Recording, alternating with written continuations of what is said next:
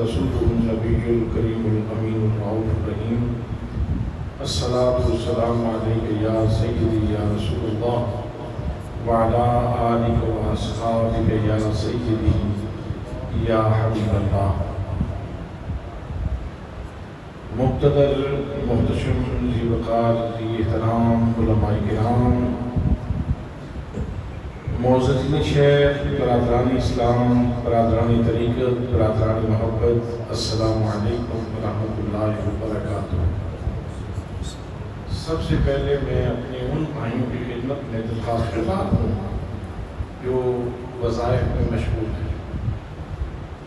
جب تقریر ہو رہی ہو، خطبہ ہو رہا ہو، وعظ و ارشاد ہو رہا ہو، تو یاد رکھنا اس وقت سارے وظیفے بند کر کے اللہ کے حکم کو سننا اور سن کے پھر آمادہ عمل ہونا، یہ بندے کے ذمہ لازم ہے. قرآن مقدس پڑھا جا رہا ہو اور آپ اپنے وظائف میں مشغول ہوں تو پھر بعض اوقات قرآن مقدس کے اس فرمان کی سری خلاف ورزی ہو جاتی ہے. اللہ کریم ارشاد فرماتا ہے اذا قرئ القرآن فاستمعوا له وانصتوا لعلکم ترحمون. جب قرآن مقدس پڑھا جا رہا ہو تو اس وقت دو کام آپ لوگوں نے کرنے ہیں. ایک تو سننا ہے اور فاستمعوا استماع، اس کا مطلب ہے بہت توجہ سے سننا، بہت توجہ سے سنو. وانصتوا اور خاموش بھی رہو، یعنی پڑھنے کی، وظیفہ کرنے کی یا کوئی اوراد و وظائف کرنے کی اس وقت اجازت نہیں ہے. اور پھر آگے جو ثمرہ بیان کیا جا رہا ہے وہ یہ ہے لعلکم ترحمون، تاکہ تمہارے اوپر رحم کیا جائے. اس لیے بڑی توجہ سے تشریف رکھیے. میں چند باتیں آپ کی سماعتوں کی نظر کر رہا ہوں. دعا ہے کہ اللہ کریم مجھے حق کہنے کی توفیق مرحمت فرمائے. برادران اسلام، آج اس مسجد میں، اس اللہ کے گھر میں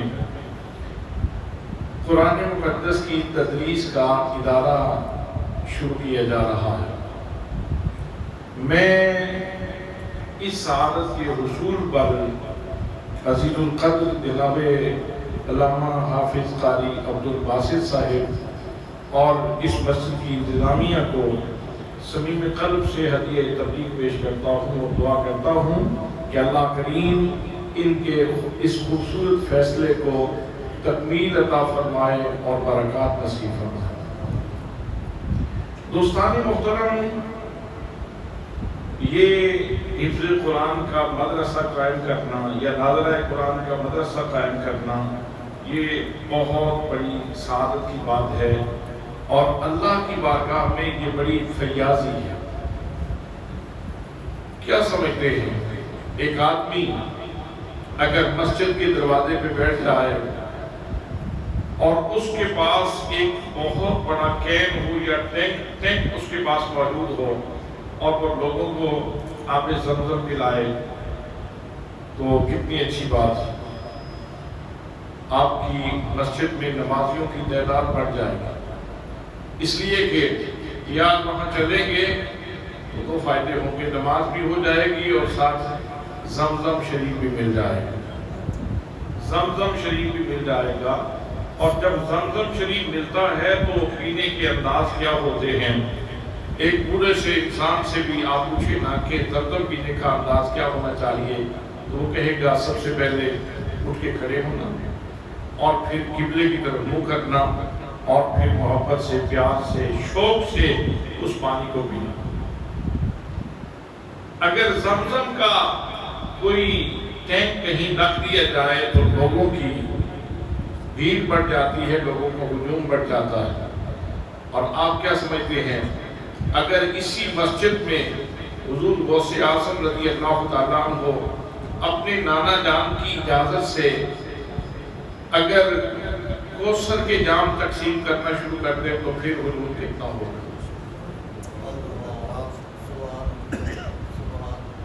کوثر کے جام تقسیم کرنا شروع کر دیں تو ہجوم کیا ہوگا، رش کتنا ہوگا، بھیڑ کتنی ہوگی، لوگوں کی توجہ کتنی ہوگی. لوگ کس شوق سے آئیں گے، لوگ کس محبت سے حاضر ہوں گے۔ حضرات محترم، زمزم کا اپنا مقام ہے اور حوض کوثر کا اپنا مقام ہے۔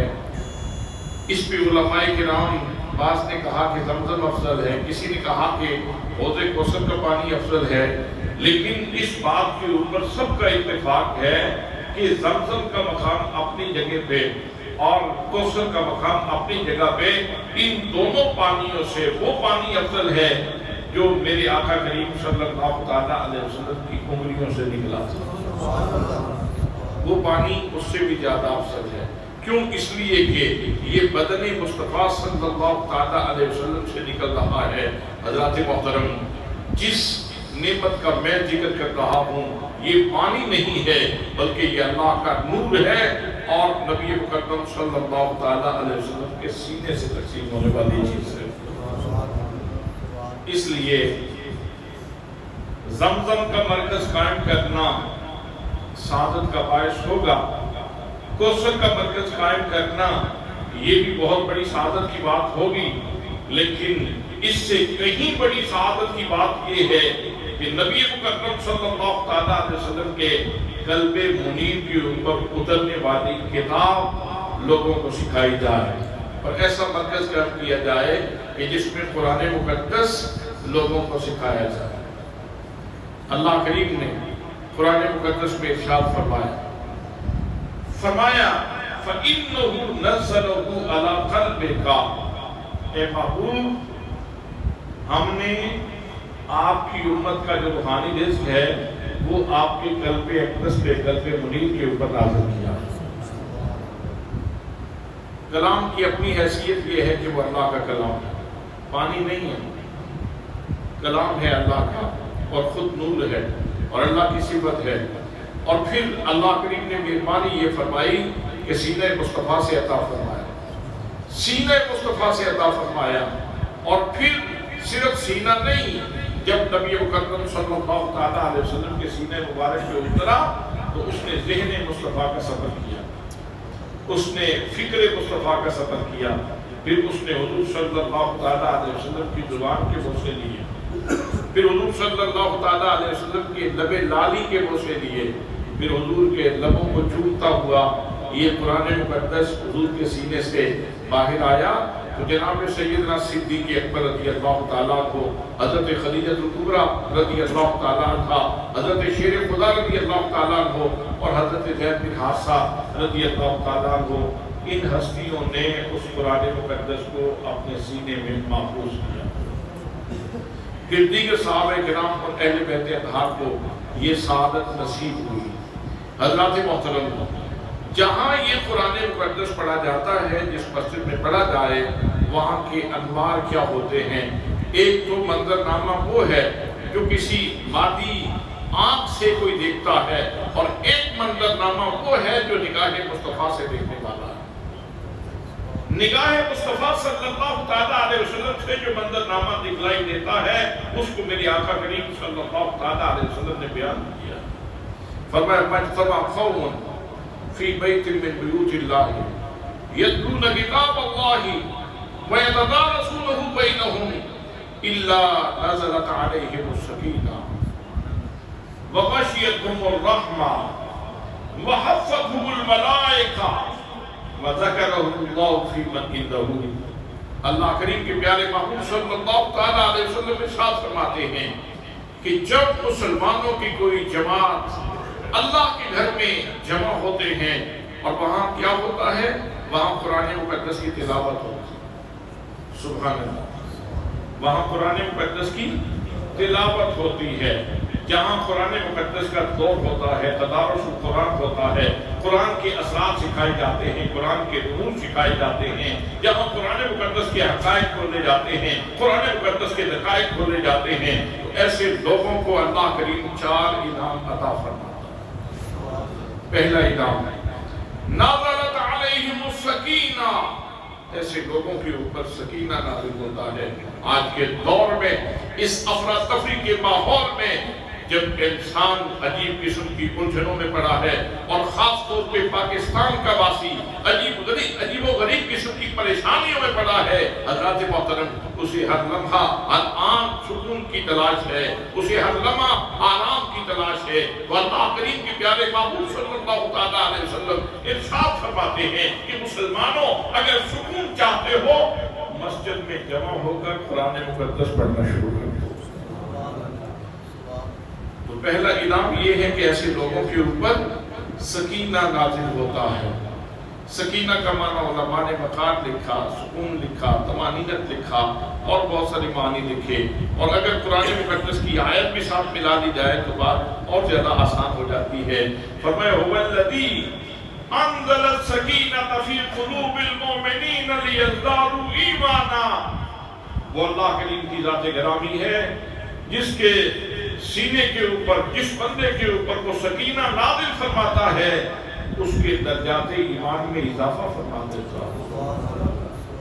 نفس ایمان تو گھٹتا بڑھتا نہیں ہے علم کلام کے مطابق، علم العقائد کے مطابق، لیکن درجات ایمان میں اضافہ ہوتا رہتا ہے۔ حضرات محترم یہاں قرآن پڑھنے کا اہتمام کیا جائے، یوں سمجھ لیجئے کہ صرف قرآن پڑھنے کا اہتمام نہیں کیا جا رہا، یہاں لوگوں کے درجات ایمان بڑھانے کا اہتمام کیا جا رہا ہے۔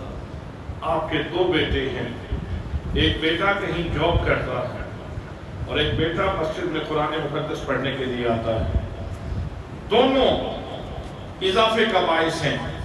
ایک آپ کے ظاہری بینک بیلنس میں اضافے کا باعث ہے، وہ آپ کو پیسے کما کر دے رہا ہے، آپ کی اس جہان کی زندگی کو آسودگی بخش رہا ہے، آسانی کا تحفہ دے رہا ہے، آپ کے لیے اس جہان میں رہنا آسان بنا رہا ہے، لیکن اس جہان میں ہمیشہ تو نہیں رہنا ہے، آخر پوچھ کا نکارہ تو بنے گا اور وقت رحیل تو آ جانا ہے۔ حضرات محترم اس جہان کو تو چھوڑ جانا ہے بالآخر۔ تو ایک بچہ وہ ہے جو قرآن مقدس پڑھ رہا ہے، وہ آپ کی اگلی منزل کے لیے آسانیاں پیدا کر رہا ہے۔ انسان کے مستقبل تین ہیں، عام طور پر ہم اس معاملے میں بہت بڑی غلطی کھا جاتے ہیں اور اکثر یہی سنا جاتا ہے کہ میں فیوچر پلاننگ کر رہا ہوں۔ بیٹے آپ کی فیوچر پلاننگ کیا ہے؟ بیٹے آپ مستقبل کے بارے میں کیا سوچ رہے ہو؟ تو جواب میں صرف موت تک کا فیوچر بیان کیا جاتا ہے کہ یہاں تک میرا مستقبل ہے، حالانکہ مستقبل کی تین قسطیں ہیں۔ ہمارے مستقبل کی تین قسطیں ہیں۔ پہلی قسط انتہائی مختصر قسط ہے اور وہ موت تک ہے۔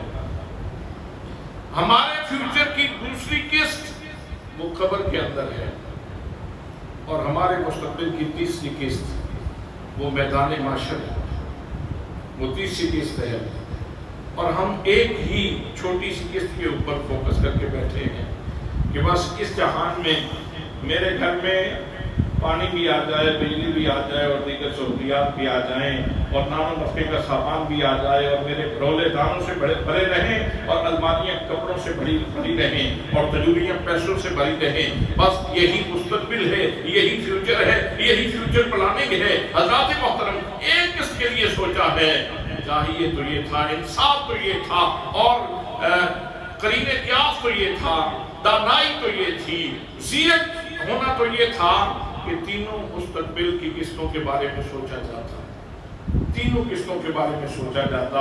حضرات محترم جو اگلی دو قسطیں ہیں ان کا زیادہ تعلق قرآن مقدس کے ساتھ ہے، ان کا زیادہ تعلق قرآن مقدس کے ساتھ ہے۔ وہ اللہ کریم نے ارشاد فرمایا هو الذی انزل السکینۃ فی قلوب المؤمنین لیزدادوا ایمانا، اللہ کریم جن لوگوں کے اوپر سکینہ نازل فرماتا ہے ان کے درجات ایمان میں اضافہ فرما دیتا ہے۔ سبحان اللہ، سبحان اللہ۔ عمر کا حصہ کوئی بھی ہو، پڑھنے کی کوئی عمر نہیں ہوتی، پڑھنے کی کوئی عمر نہیں ہوتی۔ ایک مومن ہمیشہ طالب علم رہتا ہے، میرے آقا کریم صلی اللہ تعالیٰ علیہ وسلم کے اوپر وحی 40 سالوں کے بعد نازل ہوئی، اور پھر اس وحی کی باتوں میں سے ایک بات یہ بھی تھی وَقُلْ رَبِّ زِدْنِي عِلْمًا، اے محبوب آپ کہہ دیجئے کہ پروردگار میرے علم میں اضافہ فرما۔ 40 سالوں کے بعد تو وحی شروع ہو رہی ہے، اور اس کے بعد پھر پتہ نہیں یہ کتنے عرصے کے بعد یہ کلام نازل ہوا۔ حضرات محترم، اگر نبی مکرم صلی اللہ تعالیٰ علیہ وسلم جو بارگاہ رحمان کے تلمیذ ہیں، اگر ان کا یہ سفر جاری ہے اور 40 سالوں کے بعد بھی جاری ہے، تو ہم اپنے اس سفر کو 30 سالوں پہ کیوں روک لیتے ہیں؟ ہم کیوں رک جاتے ہیں 25-30 سال کے بعد؟ ہمارا پڑھنے کا وقت نہیں رہا جی، اب بچے پڑھیں گے، اب بچے پڑھیں گے، اب یہ بچوں کا کام ہے، اب یہ بچوں کی ڈیوٹی ہے، اب ان کا یہ فریضہ ہے، اب ان کو یہ کرنا چاہیے۔ بھئی ہم تو اس نبی مکرم صلی اللہ تعالیٰ علیہ وسلم کے ماننے والے ہیں کہ جن کے اوپر 40 سالوں کے بعد وحی اتری ہے، اور اس وحی میں ایک بات یہ بھی ہے کہ اللہ کریم ارشاد فرما رہا ہے محبوب میں نے تجھے خزانوں سے نوازا ہے، میں نے تجھے اختیارات سے نوازا ہے، میں نے تجھے علم سے نوازا ہے، میں نے تجھے دنیا کے بے شمار چیزوں سے نوازا ہے، میں نے تجھے معجزات سے نوازا ہے، میں نے ہر چیز تمہیں عطا فرمائی ہے۔ اِنَّا أَعْطَيْنَاكَ الْكَوْثَرَ، محبوب ہم نے ہر چیز کی تمہیں کثرت عطا فرمائی ہے۔ اللہ نے اور کسی چیز کے بارے میں اپنے محبوب کو یہ نہیں فرمایا کہ محبوب مجھ سے فلاں چیز مانگ لو، فلاں چیز مانگ لو، فلاں چیز مانگ لو، فلاں چیز مانگ لو، فلاں چیز مانگ لو۔ اگر اللہ کریم نے اپنے محبوب صلی اللہ تعالیٰ علیہ وسلم کو ارشاد فرمایا ہے کہ محبوب اور مانگو، اور مانگو، اور مانگو، تو وہ علم ہے، اور علم کا سب سے بڑا سرچشمہ قرآن مقدس ہے، اور قرآن مقدس کی حقائق ہے، قرآن مقدس کے دقائق ہیں۔ تو حضرات محترم، اس لیے اگر ہم صحیح فیوچر پلاننگ کرنے والے لوگ ہیں اور صحیح مستقبل کے بارے میں سوچنے والے لوگ ہیں، تو پھر مجھے اپنی موت تک کا سفر بھی سوچنا ہے، اور پھر مجھے اپنے قبر کے بارے میں بھی سوچنا ہے، اور پھر مجھے اپنے حشر کے بارے میں بھی سوچنا ہے۔ تو دوستو، میں عرض کر رہا تھا کہ اللہ کے محبوب صلی اللہ تعالیٰ علیہ وسلم نے ارشاد فرمایا، فرمایا پہلا انعام اللہ کے ان بندوں کے اوپر یہ ہوتا ہے کہ اللہ کریم ان کے اوپر سکینہ نازل فرماتا، نازلت علیہم السکینہ۔ دوسرا انعام فرمایا غشیتہم الرحمہ، اللہ کریم کی رحمت ان کو ڈھانپ لیتی، اللہ کی رحمت ان کو ڈھانپ دیتی ہے، یعنی اللہ کی رحمت کے شامیانے ان کے اوپر لگ جاتے ہیں۔ حضرات مسجد کے چھت کے نیچے بیٹھ کے بچے پڑھ رہے تھے، یا جوان پڑھ رہے تھے، یا بوڑھے پڑھ رہے تھے، قرآن مقدس پڑھا جا رہا تھا، قرآن مقدس کی تلاوت ہو رہی تھی، تو باہر سے آنے والے نے آ کے دیکھا تو اس کی نظر تو چھت پر ہی پڑی، یہ مادی نظر ہے۔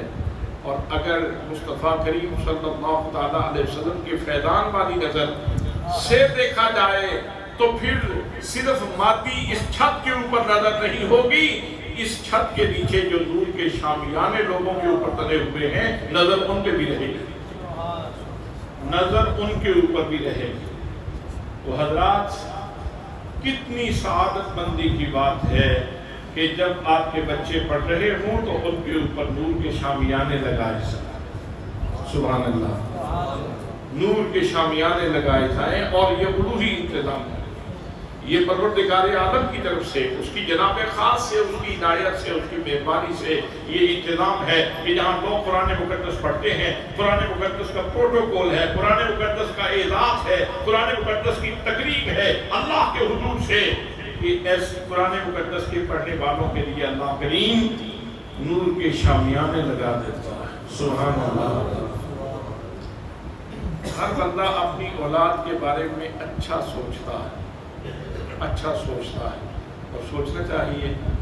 تو حضرات، کتنی اچھی سوچ ہے کہ صبح سویرے اٹھاؤ اپنے بچوں کو اور انہیں کہو جاؤ بچہ، نور کے شامیانے لگے ہوئے ہیں، وہاں تھوڑی دیر بیٹھ کے آؤ، برکت حاصل کر کے آؤ، قرآن کا نور حاصل کر کے آؤ، سینہ منور کر کے آؤ، جاؤ قرآن مقدس کی تلاوت کر کے آؤ۔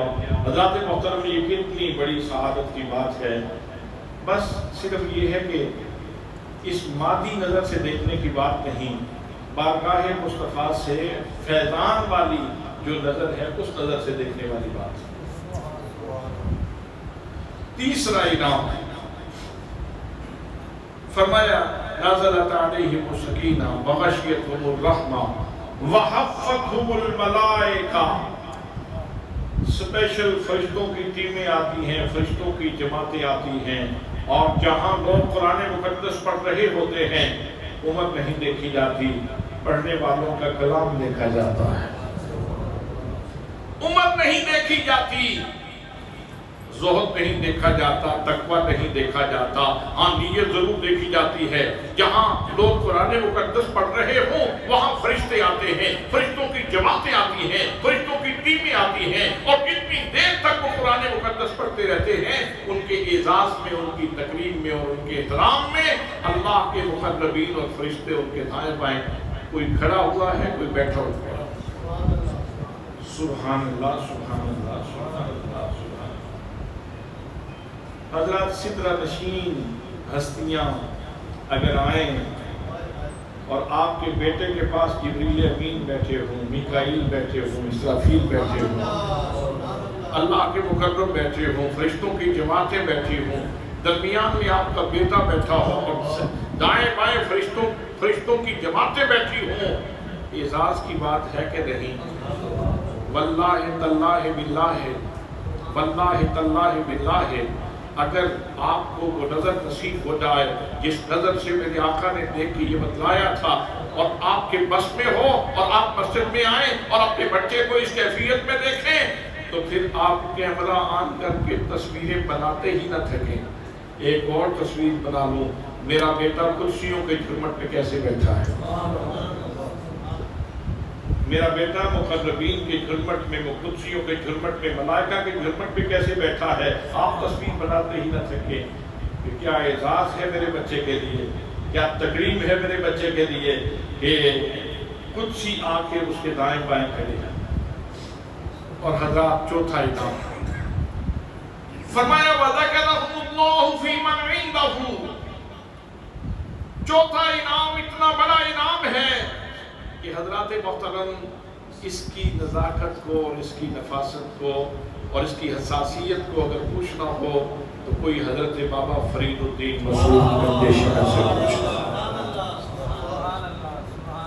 اس کی نزاکت کو پوچھنا ہو تو کوئی حضرت خواجہ غریب نواز سے پوچھنا، اس کی نزاکت کو پوچھنا ہو تو حضرت خواجہ قطب الدین بختیار کاکی سے پوچھنا، اس کی نزاکت کو پوچھنا ہو تو حضرت امام حسین سے پوچھئے، اور اس کی نزاکت کو پوچھنا ہو تو قلب خلیل جناب حضرت ابراہیم خلیل اللہ سے پوچھئے۔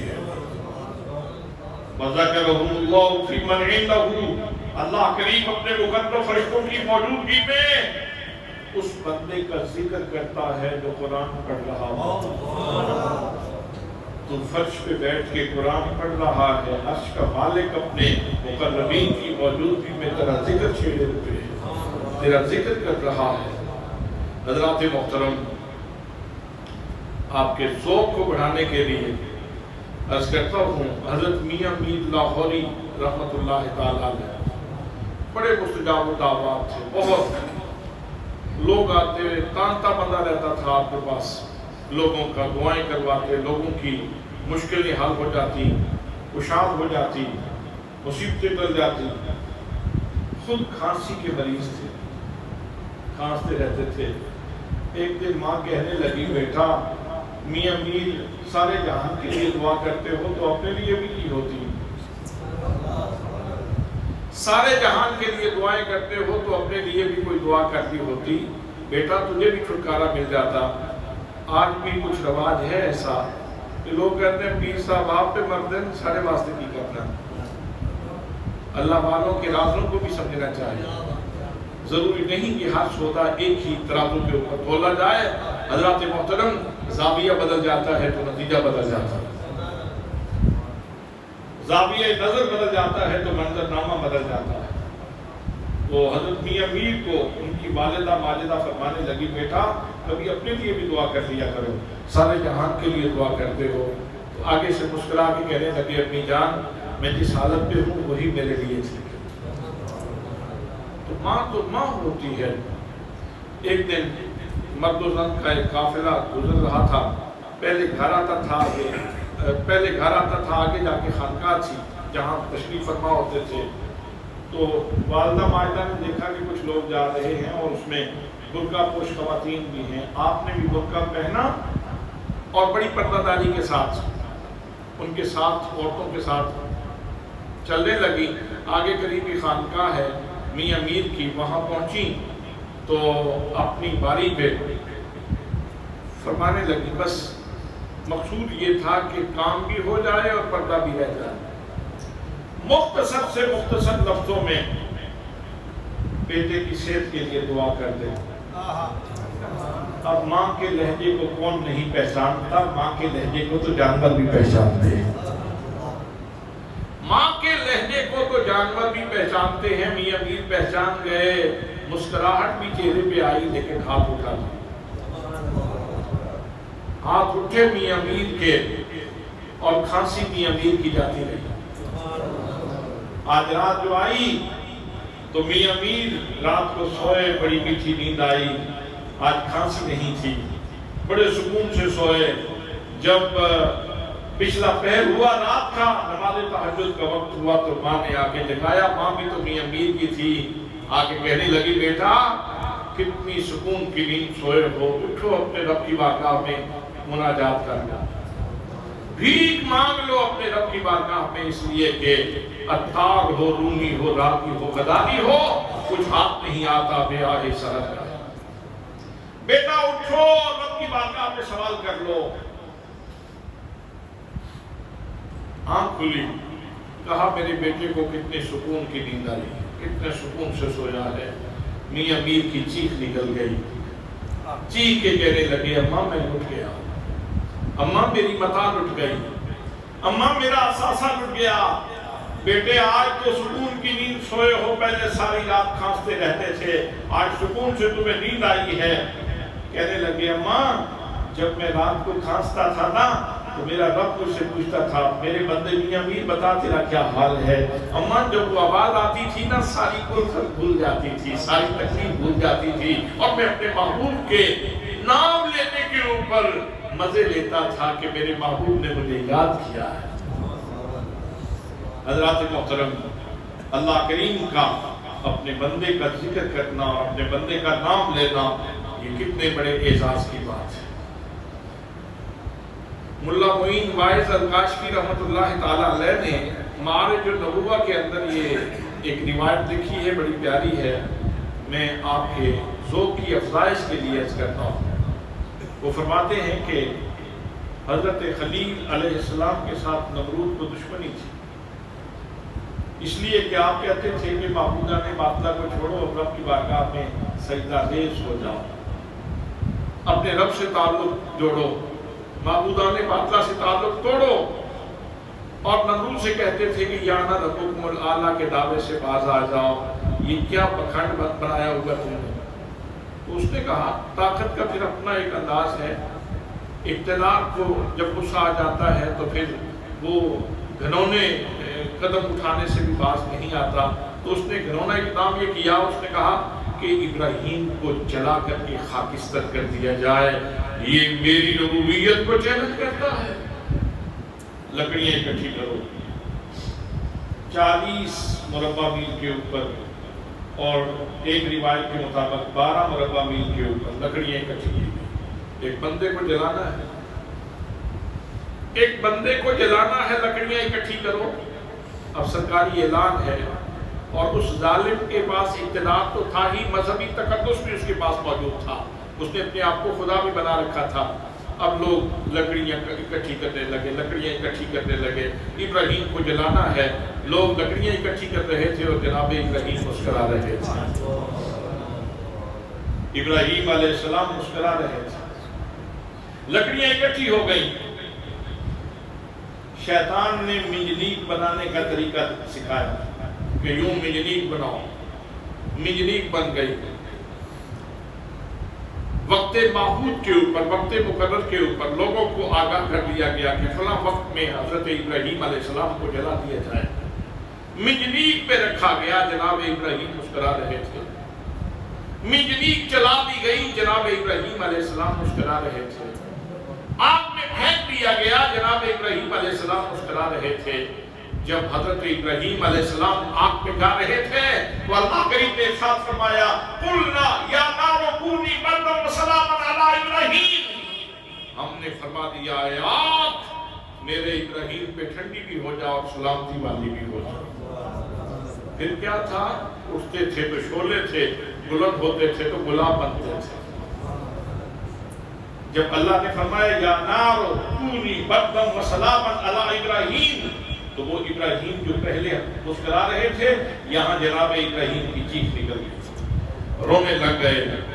اللہ نے فرمایا میرے پیارے خلیل، میرا دوست، دشمن نے آگ جلائی، دوست نے اس کو گلدار بنا دیا، یہ وقت رونے کا نہیں تھا، تم چیخیں کیوں مار رہے ہو، کیوں رو رہے ہو؟ تو جناب ابراہیم خلیل اللہ علیہ السلام نے عرض کی بال الہا، آج تیرا روح سخن مجھ سے روٹ گیا۔ پہلے جب بھی بات ہوتی تھی تو یا ابراہیموں کے ساتھ ہوتی تھی، آج یادگاروں کے ساتھ ہو رہی ہے۔ آج باتیں آگ کے ساتھ کی جا رہی ہیں، تیرا روح سخن آگ کی طرف ہے۔ کاش تیری زبان قدرت بھی ہوتا یا ابراہیموں، اور میں اس لذت میں جل رہا ہوتا۔ تیری زبان قدرت پہ میرا نام ہوتا اور میں آگ میں جل رہا ہوتا تو یہ میرے لیے اعزاز ہوتا۔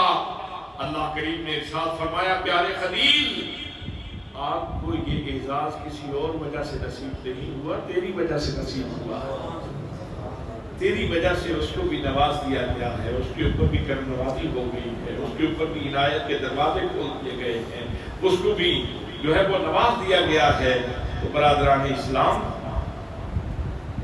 اللہ کریم کا اپنے بندے کا ذکر کرنا اللہ کرے ہم سب کو نصیب ہو،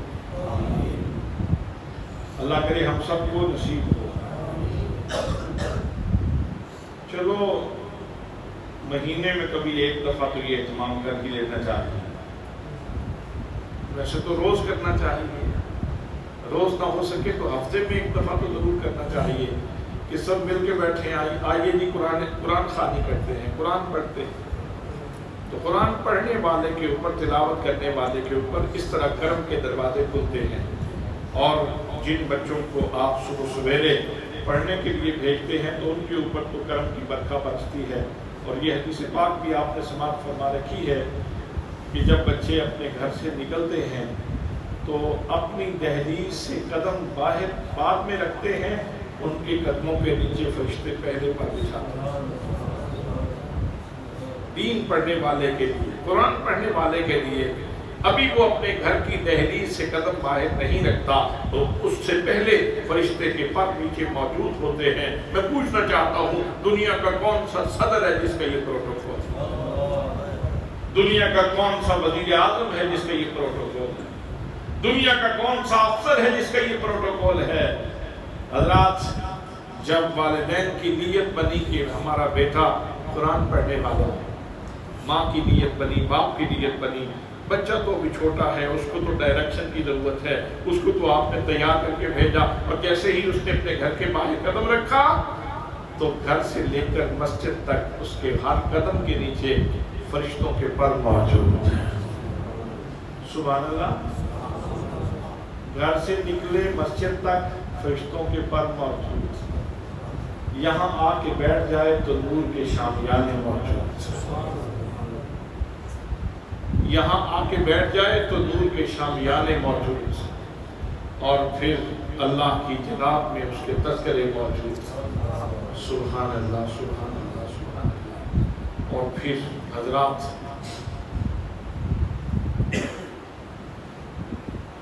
اگر مجھے حضرت ضیاء الامت کے قدموں سے لگنے کا شرف نصیب ہو جائے تو میں اپنے لیے اعزاز سمجھتا ہوں۔ اگر ہم سب کو غوث اعظم رضی اللہ تعالیٰ عنہ کے تلووں سے اپنا جسم لگانے کی سعادت نصیب ہو جائے تو ہم اس کو سعادت سمجھیں گے۔ نعرہ تکبیر، نعرہ رسالت، نعرہ رسالت، نعرہ رسالت۔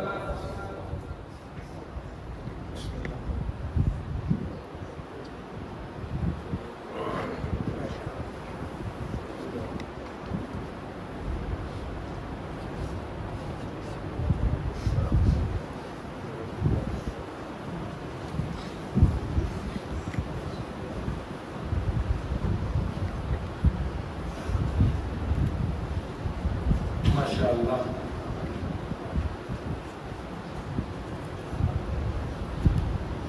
سکولر کے مالک آ گئے ہیں۔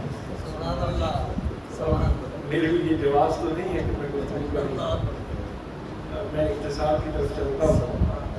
ہماری یہ سابق زندگی ہے کہ حضور کی قلعہ پیر مشتاق احمد شاہ صاحب الازہری خلیفہ مجاز آستانہ علیہ بھیرا شریف آپ تشریف لائے ہیں۔ حضور سیدی ضیاء الرحمت کے پاک خاندان کے فرد ہیں، ہمارے لیے سر کا تاج ہے۔ آپ تشریف لائے، میں آپ کی خدمت میں خوش آمدید کہتا ہوں۔ میں اس کر رہا تھا اور یہ میری آخری بات ہے کہ اگر ہمیں حضور سیدی ضیاء الرحمت کے قدموں سے لگنے کی سعادت ملے تو ہم اس کو بہت بڑی سعادت سمجھتے ہیں۔ حضور غوث اعظم رضی اللہ تعالیٰ عنہ کے قدموں میں بیٹھنے کی سعادت نصیب ہو جائے اور یہ شرف نصیب ہو جائے تو بہت بڑی سعادت کی بات ہے۔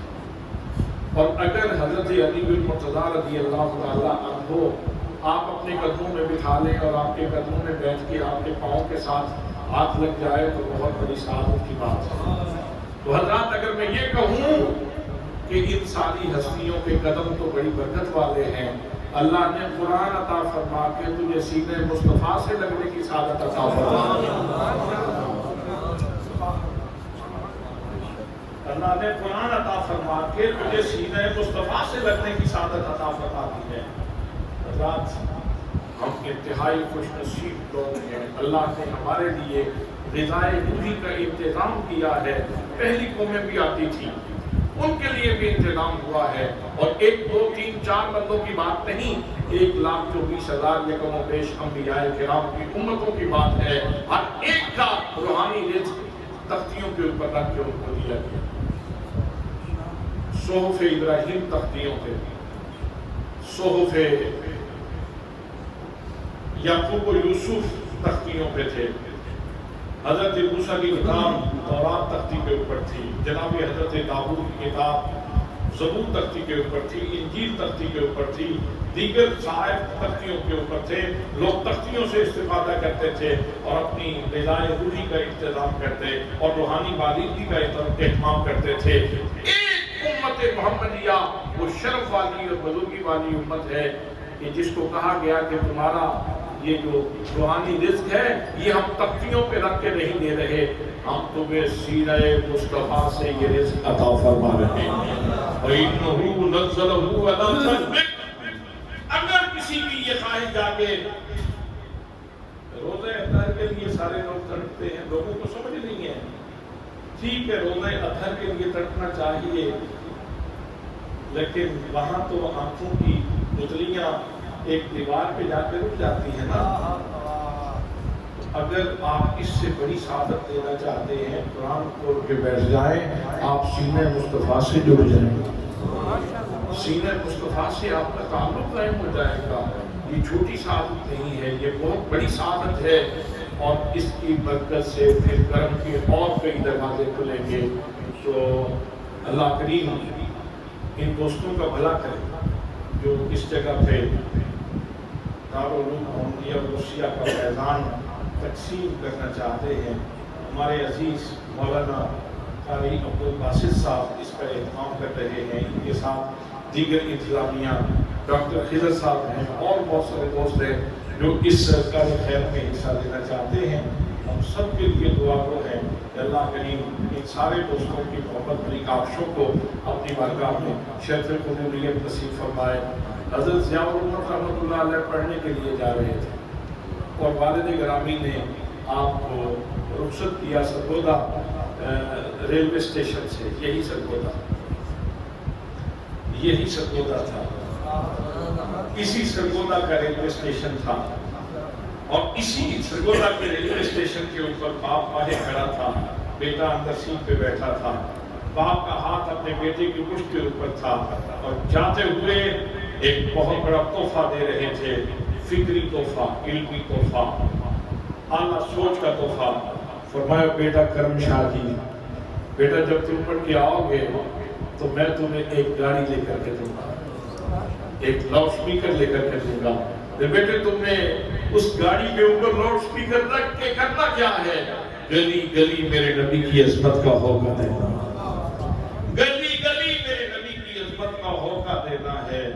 حضور سیدی ضیاء الحکمت حضرت جسٹس پیر محمد کرم شاہ نظری رحمۃ اللہ تعالیٰ نے فرمایا کرتے تھے، والد گرامی کے یہ فرمان ہمیشہ میری عزت ذہن کے اوپر گردش کرتا رہتا تھا۔ جب میں واپس آیا تو میں نے سوچا ایک گاڑی کتنی دیر تک چلے، ایک لاؤڈ سپیکر کتنی دیر تک چلے گا، ایک کرم شاہ کی عمر کتنی ہوگی۔ یہ عاجزی تھی۔ جو عشق محمد میں فنا ہوتے ہیں وہ دوام پا جاتے ہیں۔ یہ عاجزی کا جملہ تھا۔ میں اس کو عاجزی پہ معمول کروں گا۔ محمد کرم شاہ 60 70 80 سالوں کا نام نہیں، محمد کرم شاہ صدیوں کا نام، صدیوں کا نام ہے، اس لیے کہ انہوں نے ایسی آب حیات پی دی ہے جس آب حیات سے بندے کے اوپر موت طاری ہی نہیں ہوتی، موت کا ذائقہ ضرور چکھتا ہے لیکن وہ زندہ ہو جاتا ہے۔ کسی نے کیا خوب کہا تھا، جنہ عشق نمازاں پڑھیا وہ کدی نہیں مرتے، شک ہوئی تے ویکھ لے جا کے آج بھی قبراں تے دیوے بلتے۔ تو حضرات آپ نے فرمایا ایک کرم شاہ کتنی دیر تک چلے گا، کیوں نہ ایسا کام کیا جائے کہ ایک گاڑی نہیں کئی گاڑیاں چلیں، ایک لاؤڈ سپیکر نہیں کئی لاؤڈ سپیکر آن ہو، اور فضا میرے نبی کی عظمت کے ترانوں سے نغموں سے معمور ہو جائے۔ سو اس لیے میں نے دارالعلوم محمدیہ بوسیہ کا آغاز کیا، دشت ثانیہ کی۔ آج اللہ کے فضل سے تو خواب شمیدہ تعبیر ہو رہا ہے، گلی گلی، نگر نگر، کریا کریا۔ یہاں سرگودا میں کتنے ادارے ہیں؟ آستانہ عالیہ صدیقیہ جس کی سرپرستی تیسرا فرما رہے ہیں، جامع مسجد شہداء جس کی سرپرستی تیسرا فرما رہے ہیں، اور کتنے ادارے ہیں اور کتنی مسجدوں میں یہ خیر کے سلسلے جاری ہیں، اور آج یہاں بھی یہ نور کا چشمہ جاری کیا جا رہا ہے۔ میں دعا کرتا ہوں کہ اللہ کریم جہاں جہاں لوگ اللہ کے نبی کے دین کی خدمت کر رہے ہیں، اللہ پاک سب کی خدمت کو قبول فرمائے۔ ہم معبود دائروں میں بند رہنے والے لوگ نہیں ہیں، ہم یہ کہتے ہیں جہاں بھی جس رنگ میں بھی کوئی اللہ کے دین کی خدمت کر رہا ہے، اللہ کے دین کی خدمت کر رہا ہے، ہم اس کے لیے خیر کی دعا مانگتے ہیں اور اس کی ترقی کے لیے دعا مانگتے ہیں۔ اللہ کریم سب کو ترقی عطا فرمائے اور سب کی کاوشوں کو اپنی بارگاہ میں شرف قبولیت عطا فرمائے۔ وَمَا عَلَيَّ إِلَّا الْبَلَاغُ الْمُبِينُ۔